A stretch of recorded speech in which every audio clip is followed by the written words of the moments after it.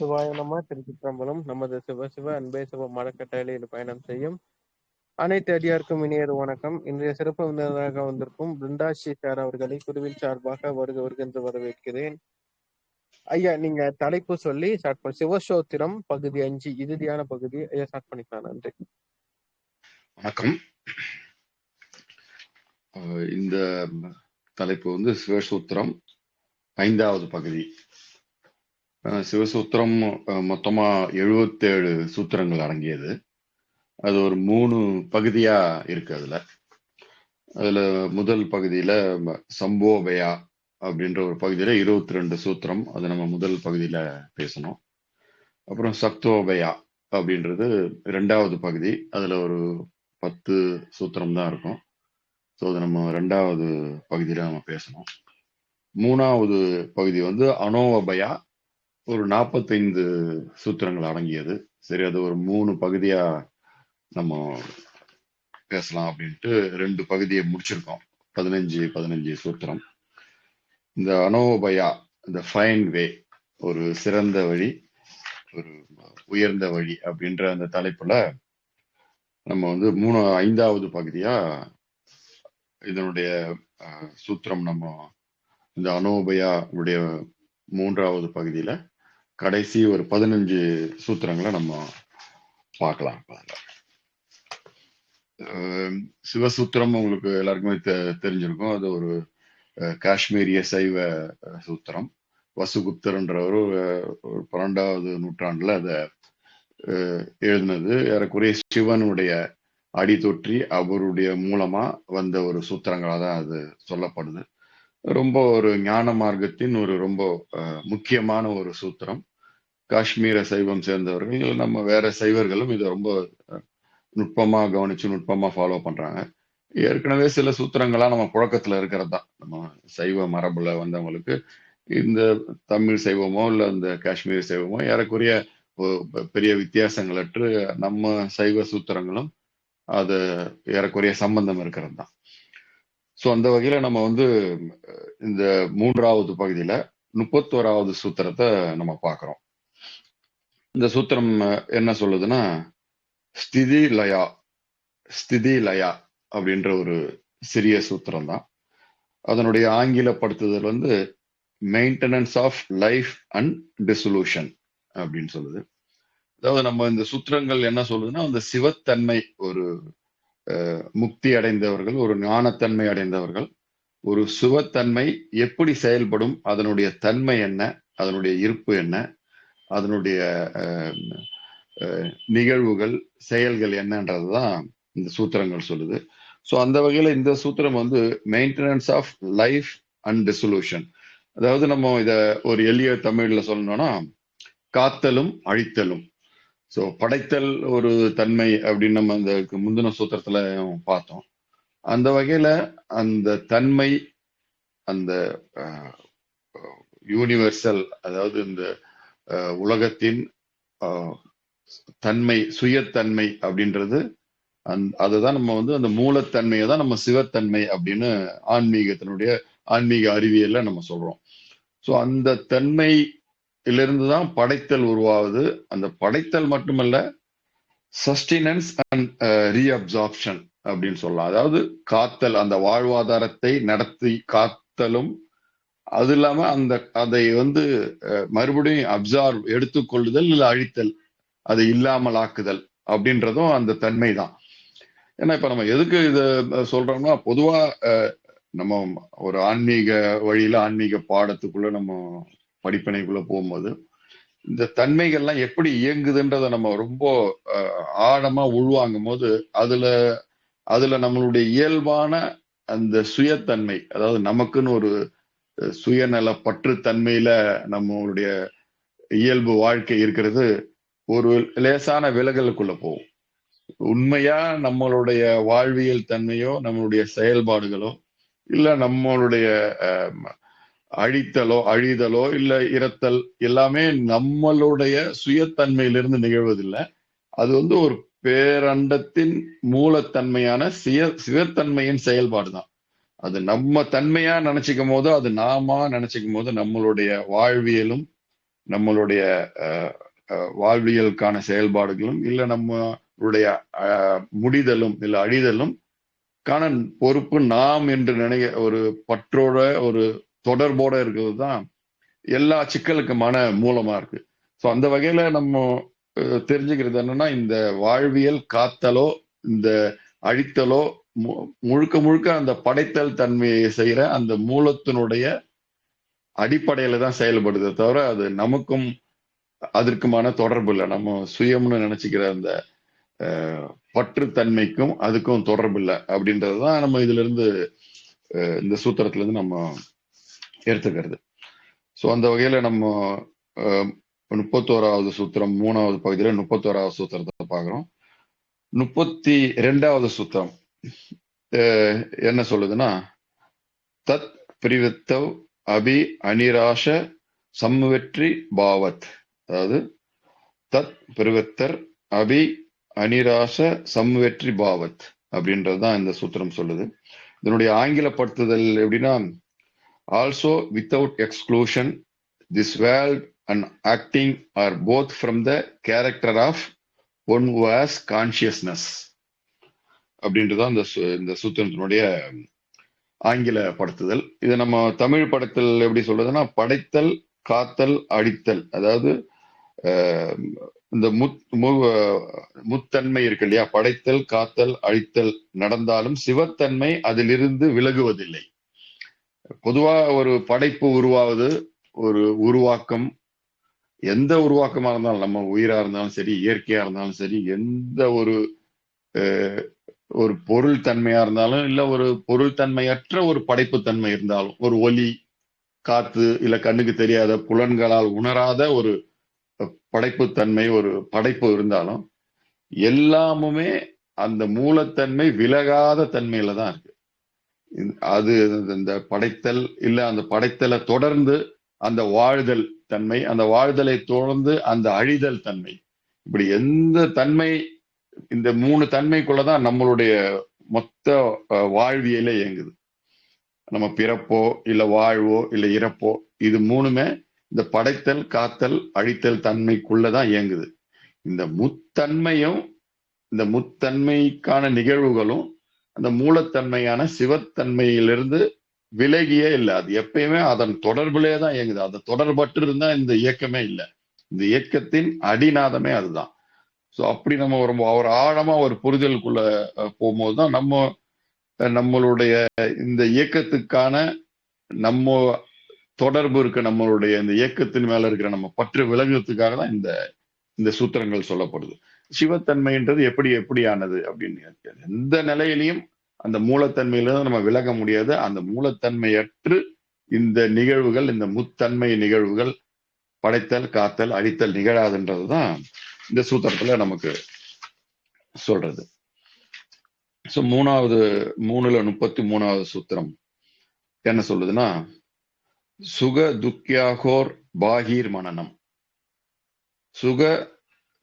சுக சுக்கியாகோ பாகீர் மனனம், சுக சுக்கியாகோர் பாகீர் மனனம் அப்படின்றதுதான் இந்த சூத்திரத்தினுடைய சமஸ்கிருத வெர்ஷன். இதை நம்ம ஆங்கிலப்படுத்துறதுன்னா, pleasure and pain is outward thinking. அதாவது pleasure and pain consider as external, pleasure and pain consider as external அப்படின்றது. அதாவது நம்ம இன்பமும் துன்பமும் வெளித்தன்மையானது. அதாவது இன்பமும் துன்பமும் படைக்கப்பட்டவைக்கு தான், படைப்பின் மூலத்திற்கு அல்ல அப்படின்றதுதான் இங்க நம்ம முக்கியமா பார்க்க வேண்டியது. ஏன்னா பொதுவா நம்ம இந்த பற்று அப்படின்றது இந்த படைத்தலுக்கு அப்புறம் அந்த மனிதனுக்குள்ள நம்ம ஒரு ஹியூமனா எடுத்துக்கிட்டா கூட அந்த துன்பம் இன்பம் உருவாவது அந்த படைக்கப்பட்டதுக்கு அப்புறம் ஏற்படுற நிகழ்வு தானே தவிர, அந்த படைப்பின் மூலத்துக்கு அதுக்கும் தொடர்புனா அதற்கு அல்ல. அந்த இன்பமும் துன்பமும் அந்த மூலத்துக்கு நிகழ்வதல்ல, அந்த படைப்புக்கு அப்புறம் நிகழ்வதுதான். அப்படி நம்ம இன்பம் வரும்போது அதன் மேல் பற்றுமோ இல்ல துன்பம் வரும்போது அதன் மேல் ஒரு வெறுப்புமோ ஒரு விலகலோ ஏற்படுவதுல இருந்து நம்ம ஒரு விலகி நிற்பதற்கான, இன்பம் துன்பத்தை விலகி நிற்பதற்கான சொல்லப்படுவதுதான் இந்த சூத்திரம். மூலம்ன்றது அந்த இன்ப துன்பத்துக்கு நேரடி சம்பந்தமற்றது. ஏன்னா இந்த ரெண்டுமே படைப்புக்கு அப்புறம் நிகழ்வது தான். அந்த படைப்பின் மூலத்திலிருந்து ஒரு படைப்பு, ஒரு உயிரே நம்மளுடைய பிறப்பே வச்சுக்கிட்டா, அந்த படைப்புன்னு வச்சுக்கிட்டா கூட நம்ம பிறப்பு தன்மைக்கு அப்புறம் நிகழ்வதுதான் இந்த இன்பமும் துன்பமும் அப்படின்றதுதான் இந்த சூத்திரம் நமக்கு சொல்லுது. இது 334வது சூத்திரம், அதாவது 4வது சூத்திரம் என்ன சொல்லுதுன்னா, தத் தத் விக்முக்தாஸ் தூ கேவாலி, அதாவது தத் விமுக்தா தூ கேவாலி அப்படின்றதுதான் இந்த சமஸ்கிருத இது.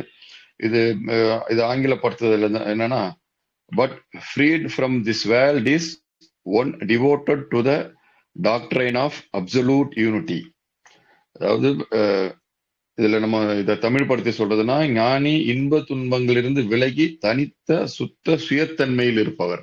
அதாவது ஒரு ஞானத்தன்மைக்குள்ள ஒரு உயர்ந்த சுத்த சிவத்தன்மைக்குள் இருப்பவர்கள். Separated from pleasure and pain is establish in real செக்குலூஷன்.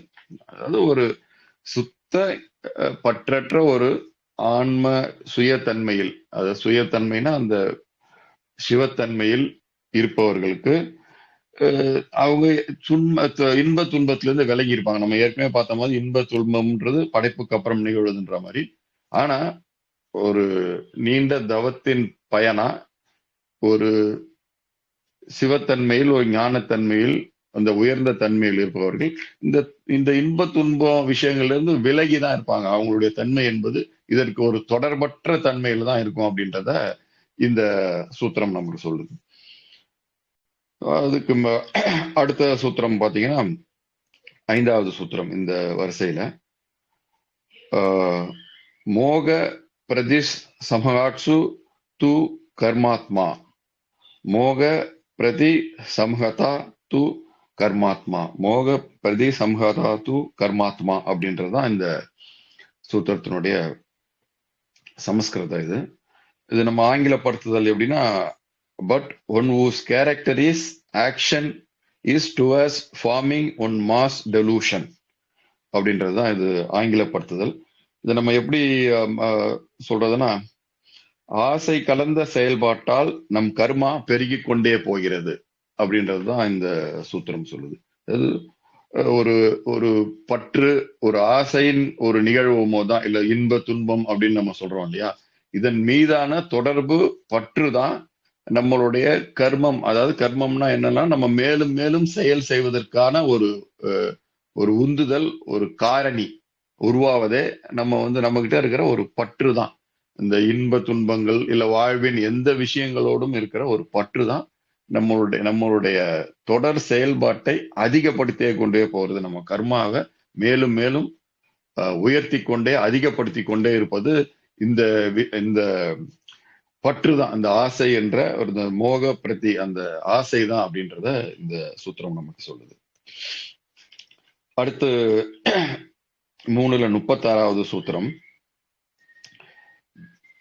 வேத திரஸ்காரே சர்காந்தார கர்மாத்மம், அதாவது வேத திரஸ்காரே சர்க அந்தர கர்மாத்வம் அப்படின்னு இந்த சூத்திரம் சொல்லுது. இதை நம்ம எப்படி ஆங்கிலப்படுத்துதுன்னா, in the disappearance of the act of distinction is the state of action of another creation of the world. In the disappearance of the act of distinction is the state of action of another creation of world அப்படின்றது. அதாவது நம்ம இப்ப எப்படி நம்ம இதை தமிழ் படுத்தி பார்க்கலாம்னா, வேதமற்ற தன்மையில் செயல்புரியும் போது ஒரு ஞானி படைப்புத்தன்மை உலகத்தில் நுழைகிறார் அப்படின்றதுதான் இத நம்ம சொல்லுது. அதாவது பேதமற்றனா ஒரு எதையுமே ஒரு பிரிச்சு பாக்குறது, வாழ்க்கையில இன்பம் துன்பம் எடுத்தாலும் இல்ல இந்த எதையுமே ஒரு தனியா பிரிச்சு பார்க்காம எல்லாத்தையும் ஒரே அந்த சிவத்தன்மையின் தன்மையின் ஒரு வெளிப்பாடு தான் அப்படின்ற ஒரு நிலைக்குள்ள போறவங்க, எதையும் பிரித்து பார்க்க விரும்பாதவர்கள், இல்ல பிரித்து பார்க்க பழக்கமல்லாத, அதிலிருந்து விலகியவர்கள், எதையும் பிரித்து பார்க்கும் தன்மையிலிருந்து விலகியவர்கள் அந்த ஒரு மேன்மையான சிவத்தன்மைக்குள், ஒரு ஞானத்தன்மைக்குள் போறாங்க. அந்த தன்மையில இருந்துதான் படைப்புகள் உருவாகிறது. அந்த தன்மை தான் படைப்புக்கான மூலத்தன்மை. பொதுவா இப்ப நம்ம கூட ஏதோ ஒரு ஒரு எந்த ஒரு செயலா இருந்தாலும், ஒரு சாதாரண செயலா இருந்தாலும், இல்ல ஒரு பெரிய இசையோ, ஒரு பெரிய எழுத்தோ, படைப்பலோ, இல்ல வேற எந்த ஒரு செயல் புரிந்தாலும், ஒரு சாதாரண செயலா இருந்தாலும், அந்த செயலுக்குள்ள இருக்கிற ஒரு நுட்பமான முழு படைப்புத்தன்மை, அந்த கிரியேட்டிவிட்டி நமக்கு எப்ப வரும்னா, ஒரு வேதமற்ற எதையும் நம்ம வித்தியாசம் இல்லாம ஒரு நடுத்தன்மையில இருந்து ஒரு நம்ம செயல் புரியும் போதுதான் நம்மளுடைய எல்லா செயலுக்குள்ளேயும் ஒரு படைப்புத்தன்மை. அந்த படைப்புத்தன்மைனா அது நேரடியான அந்த மூலத்தன்மை சிவத்தன்மையிலிருந்து உருவாகிற ஒரு படைப்புத்தன்மையா அது மாறுன்றதுக்காக தான் நம்ம சொல்றது. ஏன்னா நம்ம இருக்கிற செயல்பாடுகள் தான் நம்மள கர்மாவா ஆக்குதுன்னு சொல்றோம்.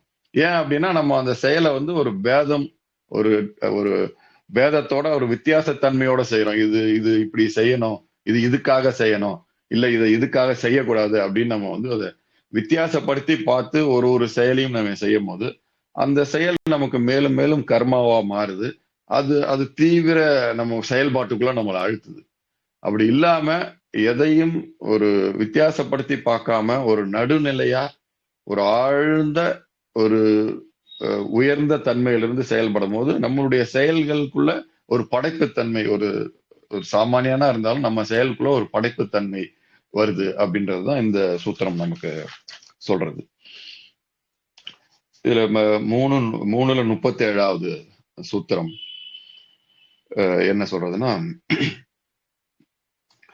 காரண சக்தி சுவாத அனுபவத், காரண சக்தி சுவாதோ அனுபவத் அப்படின்றதுதான் இந்த சூத்திரம் சொல்லுது. இது என்னன்னா, the power of producing is from one's own experience. The power of producing is from one's own experience அப்படின்றது தான் இந்த சூத்திரத்தினுடைய ஆங்கிலப்படுத்துதல். இதை நம்ம தமிழ்ல எப்படி பார்க்கலாம்னா, படைப்பு சக்தி தன் சுய அனுபவத்தன்மையிலிருந்து வெளிப்படுகிறது. அது ஏற்கனவே சொன்ன மாதிரிதான். அதாவது நம்ம ஒரு செயல் செய்வதற்கான ஒரு சக்தி, ஒரு எனர்ஜி அப்படின்றது எங்க இருந்து நமக்கு வருதுன்னா, நமக்கு உள்ளிருந்த நம்மளுடைய அந்த உயர்ந்த சக்தியிலிருந்து ஒரு வெளிப்பாடாதான் அது வருது. ஆழமான ஒரு அதாவது ஒரு மூலத்தன்மை, ஒரு சிவத்தன்மைன்னு அதை நம்ம சொல்லலாம். அந்த தன்மையிலிருந்து, அந்த தன்மையில் ஏற்படுகிற ஒரு அனுபவத்திலிருந்து, ஒரு எக்ஸ்பீரியன்ஸ்ல இருந்து தான் நம்ம வெளியில அவுட்டர்ல நம்ம செய்யற செயல்பாடுகள் செயலா மாறுதுன்றதுதான் இந்த சூத்திரத்துல இருந்து நம்ம சொல்றது. பொதுவா நம்ம செய்யற செயல்களை நம்ம எப்படி நினைக்கிறோம்னா, அது நம்மளுடைய செயல், நாம் என்ற அந்த மனம், இந்த உடல் தன்மையிலிருந்து அந்த செயல் நிகழுது அப்படின்னு நம்ம பொதுவான நினைச்சுக்கிறோம். அந்த தன்மையிலிருந்து தான் நம்ம செயல்படுறோம். பட் இயற்கையில, நிதர்சனத்துல, உண்மையில நம்மளுடைய எல்லா செயல்பாடுகளுடைய மூலம் அந்த அந்த நம்மளுடைய அந்த மூலத்தன்மையின் அனுபவத்திலிருந்து தான் செயல்படுது. அப்படி நம்ம செயல்படும் போது நம்மளுடைய செயல்கள் ஒரு உயர்ந்த தன்மையா, ஒரு படைப்பு தன்மையா இருக்கும்ன்றதுதான் இந்த சூத்திரம் நமக்கு சொல்லுது. இதுக்கு அடுத்த சூத்திரம், 8வது சூத்திரம், திரிபாத அதி அணு பிரணானம். திரிபாத அதி அணு பிரணானம் அப்படின்றதுதான் இந்த சூத்திரம். இதை நம்ம ஆங்கிலப்படுத்துதல் வந்து, beginning of the 3 parts is after the act of animating அப்படின்றத இது சொல்லுது. அதை எப்படி நம்ம தமிழ்ல எடுத்துக்கலாம்னா, 3 நிலைகளும், அதாவது 3 நிலைனா பொதுவா நம்ம சொல்றதுதான் கனவு, தூக்கம், விழிப்பு. மனிதனுடைய மொத்த வாழ்வுமே இந்த 3 நிலைகளுக்குள்ளதான் அடங்குது. ஒண்ணு, நம்ம விழிப்பு நிலையில சாதாரண ஒரு செயல்பாட்டுல இருக்கும்போது அதை விழிப்பு நிலைன்னு சொல்றோம். அதுக்கப்புறம் தூக்கம், ஒரு ஆழ்ந்த தூக்கத்துக்குள்ள போறோம், அப்படி ஒரு நிலையில இருக்கும். அதுக்கு இடைப்பட்ட ஒரு நிலையா ஒரு கனவு நிலைக்குள்ள இருக்கும். இந்த 3 நிலைக்குள்ளதான் மொத்த மனித வாழ்வியல் இயக்கமே அடங்குது. இந்த நிலைகளற்று நம்ம இயக்கத்துல சாதாரணமா இருக்கிறது இல்ல. அது கடந்த ஒரு நிலைதான் ஞான நிலை, தூரிய நிலை, 4ஆம் நிலைன்னு கூட சொல்லுவாங்க. 4ஆம் நிலைன்றதுதான் அந்த முக்தி பெற்ற நிலை, சிவநிலை அப்படின்றது. சோ இந்த இந்த 3 செயல்பாடுகளும் அந்த நிலையிலிருந்து தான் உருவாகுது, அந்த நிலையிலிருந்து தான் வெளிப்படுது. இந்த 3 நிலைக்கு நம்ம நினைக்கிறோம், இதுதான் இந்த நிலைக்குள்ளதான், இந்த 3 தன்மைக்குள்ளதான் நம்ம வாழ்றோம்னு பொதுவா நம்ம நினைக்கிறோம். அந்த நினைப்புல இருந்து ஒரு தெளிவை கொண்டு கொடுக்கறதுக்கு தான் நம்ம இந்த சூத்திரம் சொல்லப்படுது. இதை தாண்டிய ஒரு தெளிந்த ஆழ்ந்த ஒரு உயர்ந்த சுய ஞான நிலையில இருந்துதான் இந்த 3 நிலையும் வெளிப்படுது. இந்த 3 நிலைகள் என்பது நாமல்ல அப்படின்றதுக்காக தான் இந்த சூத்திரம் நமக்கு சொல்லப்படுது. இதுக்கு அடுத்தது நம்ம 9வது சூத்திரத்துக்குள்ள சூத்திரம் என்ன சொல்லுதுன்னா, சித்தஸ்திதிவத் சரீர காரண பாயேசு, ஸ்திதிவத் சரீர காரண பாயேசு அப்படின்றதுதான் இந்த சூத்திரம் சொல்லுது.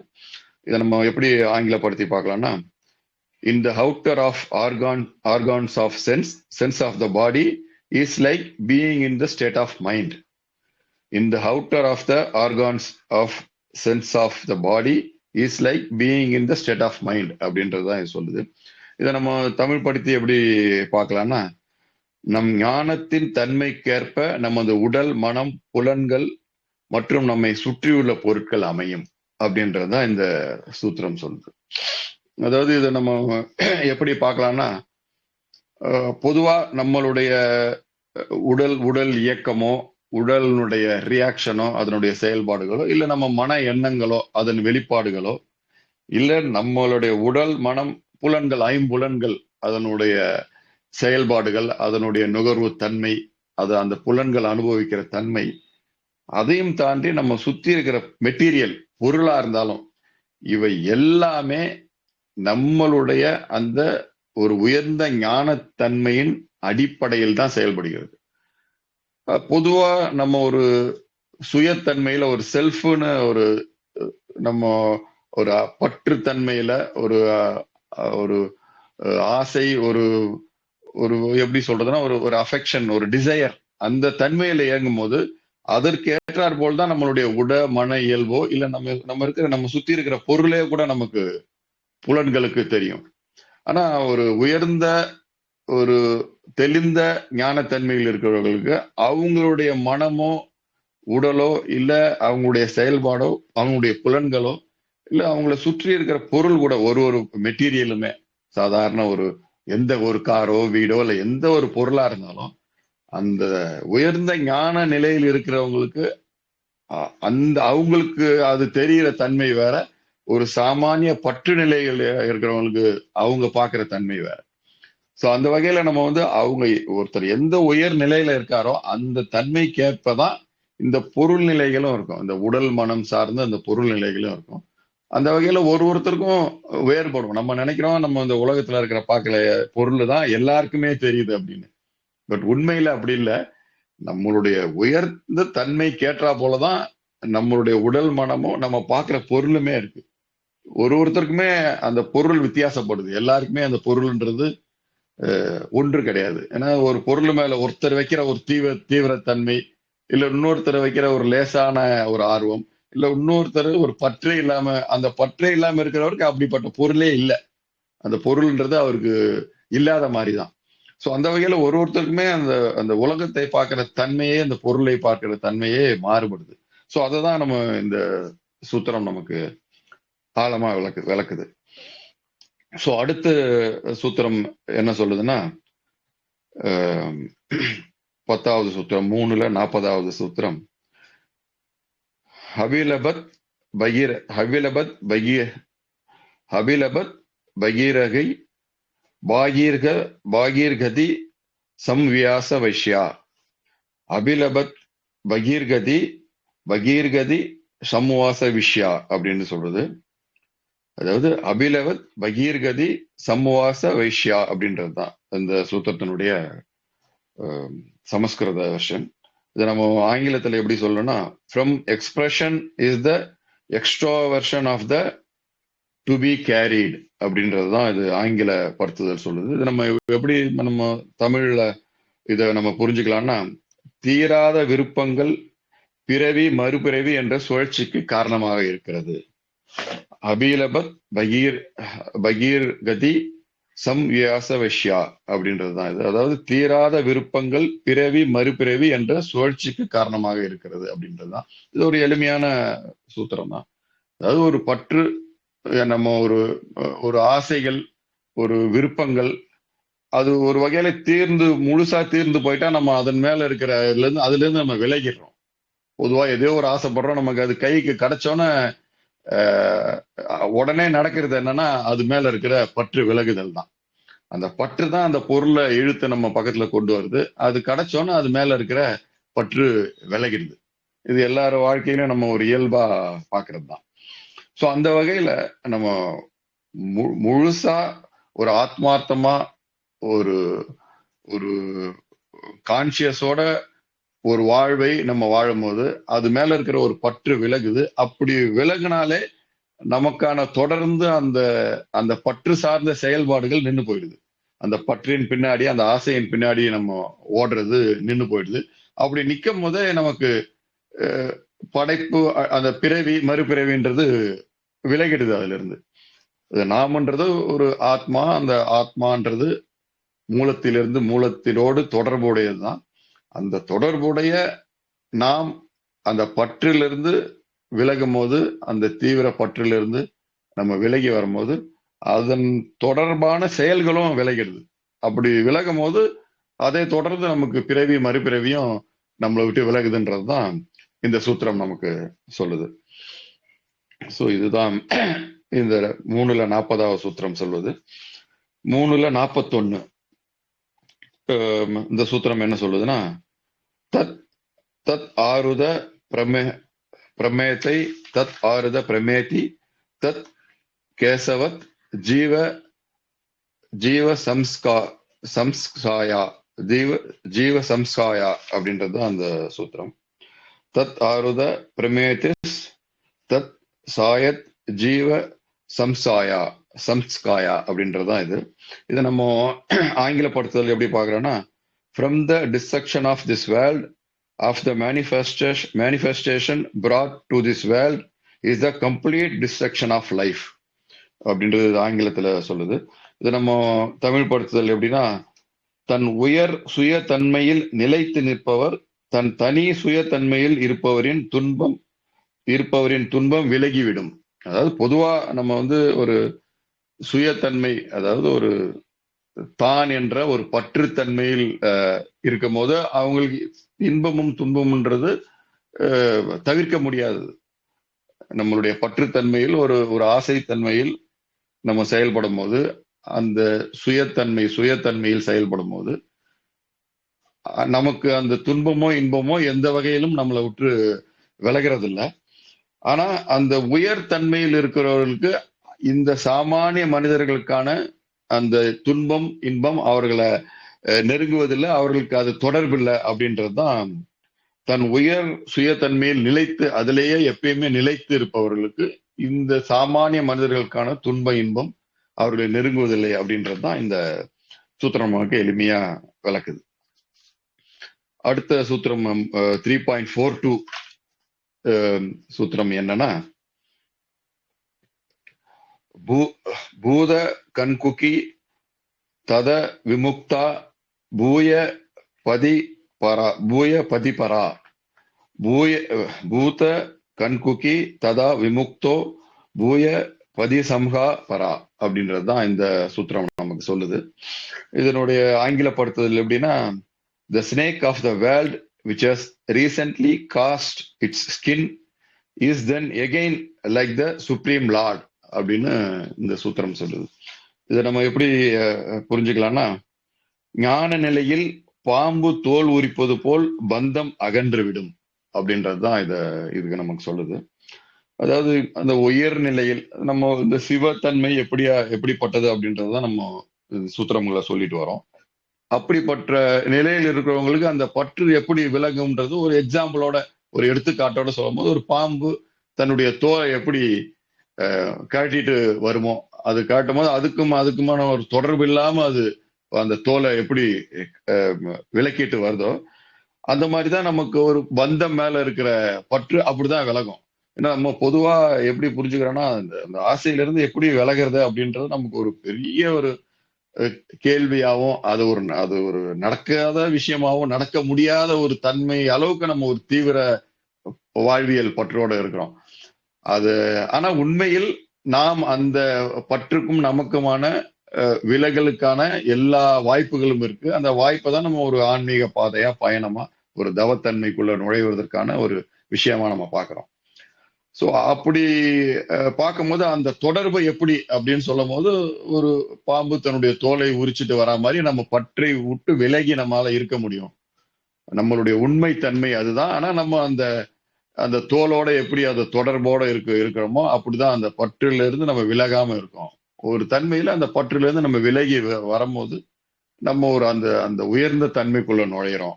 அந்த சிவத்தன்மைக்குள்ள போறோன்றதுதான் நமக்கு இந்த சூத்திரம் நமக்கு சொல்லுது.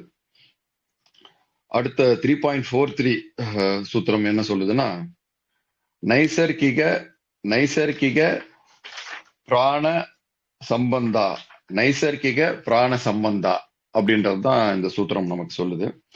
இதை நம்ம எப்படி எடுத்துக்கலாம்னா, ஆங்கிலத்துல the connection with the breath of life is inherent. The connection with the breath of life is inherent அப்படின்னு இந்த சூத்திரம் சொல்லுது. நம்ம இதை எப்படி தமிழ் படுத்தி எடுத்துக்கலாம்னா, ஞானிக்கு சுவாசம் மட்டுமே உலக தொடர்பாக இருக்கிறது அப்படின்னு, ஒரு சிவத்தன்மைக்கு, ஒரு உயர்ந்த தன்மைக்குள்ள இருக்கிறவங்களுக்கு அவங்களுக்கான இந்த உலகத்துக்குமான பற்று என்னன்னா,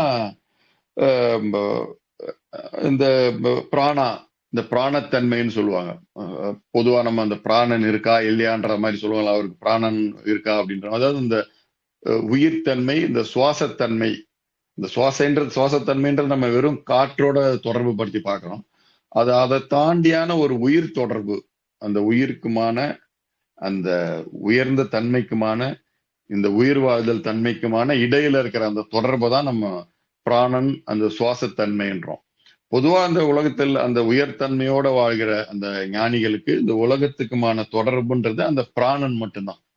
அந்த தொடர்புலதான், அதன் வழியாதான் இந்த உலகத்துல அவங்க இருப்பாங்களே தவிர, மற்ற வகையில நம்மளை போல ஒரு எதையோ தேடி ஒரு பற்று தன்மையில எதோ பின்னாடியோ வேகமா ஓடுற மாதிரி இல்லாம அவங்களுடைய வாழ்க்கை இந்த பிராணன் மட்டும்தான் இருக்கும். இந்த பிராணன் விலகிடுச்சுன்னா அவங்க தன்னுடைய மூலத்தன்மைக்குள்ள போய் இணைஞ்சிருவாங்க. அந்த சிவத்தன்மைக்குள்ள போய் இயல்பாவே அதுக்குள்ள போயிடுவாங்கன்றதுதான் இந்த சூத்திரம் சொல்லுது.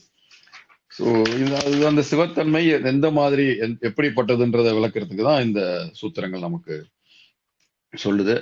ஸோ அந்த வகையில 3.44 சூத்திரம் நமக்கு என்ன சொல்லுதுன்னா, நசிக அந்தர்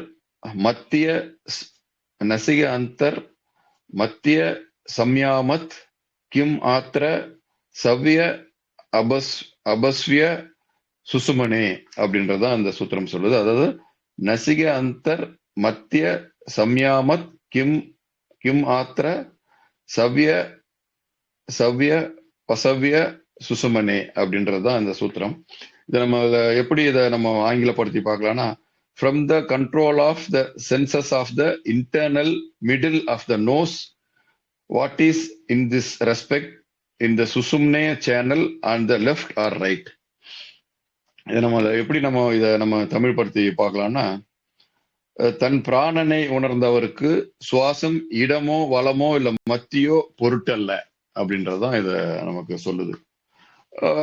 பொதுவா இதை நம்ம எப்படி எடுத்துக்கலாம்னா, சுசுமன நாடி அப்படின்னு சொல்லுவாங்க. அதாவது பொதுவா உயர்ந்த ஒரு இந்த பற்றற்ற ஒரு ஞானத்தன்மைக்குள்ள போறவங்களுக்கு பொதுவா நமக்கு மூச்சுன்றது நமக்கு சொல்லுவோம், நம்ம இடம் போது வலம் போது இல்ல மத்தியில இருக்கு அப்படின்ற மாதிரி இந்த 3 தன்மைகளும் நம்முடைய சுவாசத்தன்மை நம்ம உடலோட தொடர்புல இருக்கும். ஸோ அந்த வகையில அந்த வெளிப்பற்று, வெளி செயல்பாடு, அந்த தீவிரத்தன்மை, பற்றற்ற தன்மை இருக்கிறவங்களுக்கு அவங்களுக்கு இந்த சுவாசத்தன்மை உடலுக்குள்ள எந்த பக்கம் போறதுன்றது ஒரு இயற்கையிலே ஒரு தெளிவு இருக்கும். அதை அவங்க ஒரு ஆழமா அந்த சுவாசத்தன்மைக்கும் அந்த உடல் தன்மைக்குமான தொடர்பை அவங்க ரொம்ப ஆழமா உணர முடியும். அப்படிப்பட்டவங்களுக்கு அந்த எந்த இடம் போனாலும் வலம் போனாலும் அவங்க அந்த தன்மைக்குள்ள ஒடுங்கியவர்களுக்கு அவங்க சுவாசம் எப்படி எந்த மையத்துல இயங்குதுன்றது அவங்களுக்கு ஒரு பெரிய முக்கியம் இல்லை. அந்த வகையில அதுதான் நமக்கு பொதுவா சொல்லுவோம். அதாவது இந்த சுவாசத்தை, அந்த பிராணனை தானாவே கான்சியஸா ஒரு கவனத்தன்மையோட விட்டு விலகுறாங்க அவங்க. நம்ம அந்த மோட்சம் போகுதல் ஏகுதல்ன்றத கூட நம்ம விருப்பத்தோட உயிர் விலகுதல் ஒரு சில ஞானிகளுக்கு எப்படி நடக்குதுன்னா, அவங்களுடைய சுவாசத்தன்மையை அவங்க ரொம்ப நெருக்கமா உணர்ந்துகிட்டே இருப்பாங்க. அந்த வகையில அவங்க அந்த சுவாசத்தை எப்படி விலகுதல் அவங்களுக்கு இயல்பா தெரியும். அந்த பிராணனை விட்டு எப்படி தான் விலகிக் கொள்வதுன்றது அந்த ஆழமா இந்த தீவிர செயல்பாடு பற்றற்ற தன்மைக்குள்ள இருக்கிறவங்க, அந்த ஞானத்தன்மை இருக்கிறவங்க இயல்பிலேயே தெரியும். அப்படி தெரியறவங்க தான் அந்த தன்மையிலிருந்து விலகவும் அவங்களுக்கு தெரியும். இயல்பா ரொம்ப, அதாவது நம்ம ஏற்கனவே இதுக்கு முன்னாடி சொல்ல மாதிரி அந்த அந்த பாம்பு எப்படி தன்னுடைய தோலை விட்டு விலகுதோ அது மாதிரி தன்னுடைய பிராணனை விட்டு கூட அவங்க விலகிறாங்க. அதை நம்ம சில நேரத்துல ஒரு பெரிய தன்மையா கூட பாக்குறோம், ஒரு ஞானத்தன்மையான ஒரு உச்ச நிலையா பாக்குறோம். அது அவங்கள பொறுத்த வரைக்கும் ஒரு இயல்பு தன்மை தான். தன்னுடைய பிராணன்ல இருந்து தன்னை விலக்கி கொள்ளும் ஒரு தன்மை தான். ஏன்னா அவங்களுக்கு அந்த பிராணன் அந்த உடலுக்குள்ள எந்த தன்மையில இயங்குதுன்றத அவங்களால உணர முடியும். அந்த தன்மையை அவங்க கட்டுப்படுத்த முடியும், இயக்க முடியும். சோ அந்த தன்மையில தான் அந்த உயர்ந்த ஞானமுடையவர்கள் இருப்பார்கள்ன்றதுதான் இந்த சூத்திரம் நமக்கு சொல்லுது. இதுல நம்ம கடைசி சூத்திரம், பூய பூய சியாத் பிரதிமிலனம், பூய சியாத் பிரதிமிலனம் அப்படின்றதுதான், பூய சியாத் பிரதிமிலனம் அப்படின்றதுதான் இதனுடைய சமஸ்கிருத வெர்ஷன். இதை நம்ம ஆங்கிலப்படுத்தி சொல்றதுன்னா, again and again there is awareness of Lord both inwardly and outwardly. அதாவது again one should be towards closing the eyes அப்படின்னு சொல்லலாம். அதாவது again and again there is awareness of Lord both inwardly and outwardly அப்படின்றத சொல்லுது. இதை நம்ம எப்படி தமிழ் படுத்தி எடுத்துக்கலாம்னா, உள்ளும் புறமும் இறைத்தன்மை தான் உள்ளது என்பதை ஒரு ஞானத்தன்மையில் உள்ளவர்கள் உணர்வார்கள் அப்படின்றதுதான் அதை சொல்லுது. இது இந்த கடைசி சூத்திரம். இது என்ன சொல்லுதுன்னா, அதாவது இறைத்தன்மை அந்த சிவத்தன்மை தான் நமக்கு உள்ளும், நம்மளுடைய உள்ளுக்குள்ள, நம்மளுடைய ஆத்மாவுக்குள்ளும், நம்ம உடல் மனம் இல்ல அதை தாண்டிய ஒரு பொருள் தன்மையில இருந்தாலும் இந்த மெட்டீரியலுக்குள்ளும் எல்லாத்திலையும் அது மட்டும்தான் இருக்கு அப்படின்றத ஒரு தெளிந்த ஞானி இயல்பிலேயே அதை அறிவார். அது எதுவுமே வித்தியாசமற்று, நம்ம அந்த டிஸ்கிரிமினேஷன், அந்த பேதம்னு சொல்றோம் இல்லையா, அந்த பேதமற்ற தன்மையில் இருப்பவர்களுக்கு எதுக்குமே ஒரு வித்தியாசம் இல்லை, எல்லாத்துக்குள்ளும் அந்த ஒன்றுதான் இருக்கிறது, அந்த இறைத்தன்மை அந்த சிவத்தன்மை தான் இருக்குதுன்றது அந்த உயர்ந்த நிலையில் இருப்பவர்களுக்கு இயல்பிலேயே தெரியும் அப்படின்றதுதான் இந்த சிவசூத்திரத்தின் கடைசி சூத்திரம் சொல்றது. ஸோ இந்த வகையில நம்ம அந்த சிவசூத்திரம்ன்றது நம்ம ஜஸ்ட் ஒரு அறிமுகமா தான் இதை அந்த சூத்திரம் என்ன சொல்ல வருது, அந்த சூத்திரத்தை நம்ம ஒரு ஆழமா உள்வாங்கும் போது நமக்குள்ள ஏற்படுகிற அந்த புரிதல், அந்த உள்வாங்குதல் என்ன மாற்றங்களை உருவாக்குது. அப்படி உருவாகும் போது நமக்குள்ள ஒரு விலகுதல், ஒரு பற்றற்ற தன்மை லேசா நமக்குள்ள நுழையுது. அதுக்காக தான் அந்த சூத்திரம் எல்லாம் நம்ம படிக்கிறதோ, இது வேற ஏதாவோ நம்ம வேற கற்பனையாவோ இந்த சூத்திரத்தை வச்சு நம்ம ஒரு கற்பனைக்குள்ள போகாம வேறு வேறு ஒரு செயல்பாடுகளுக்குள்ள மறுபடியும் இந்த சூத்திரங்கள் தொடர்ந்த ஒரு பற்றுக்குள் போகாம இதை மெதுவா நம்ம உள்வாங்கும் போது, இதை படிக்கும் போதோ, இதை புரிஞ்சு கொள்ளும் போதோ, இதை உள்வாங்கும் போதோ நமக்குள்ள இயல்பிலேயே ஒரு பற்றற்ற தன்மை உருவாகுது. நம்மளுடைய ஒரு செயலா அது இல்லாம அது ஒரு இயல்பா நமக்குள்ள உருவாகுது.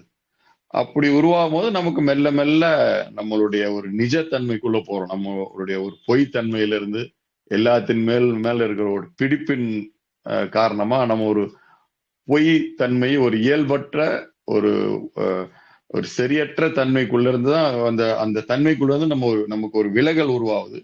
அப்படி ஒரு விலகல் வரும்போது நம்மளுடைய வாழ்க்கை ஒரு மேன்மையான தன்மையை நோக்கி போகுது.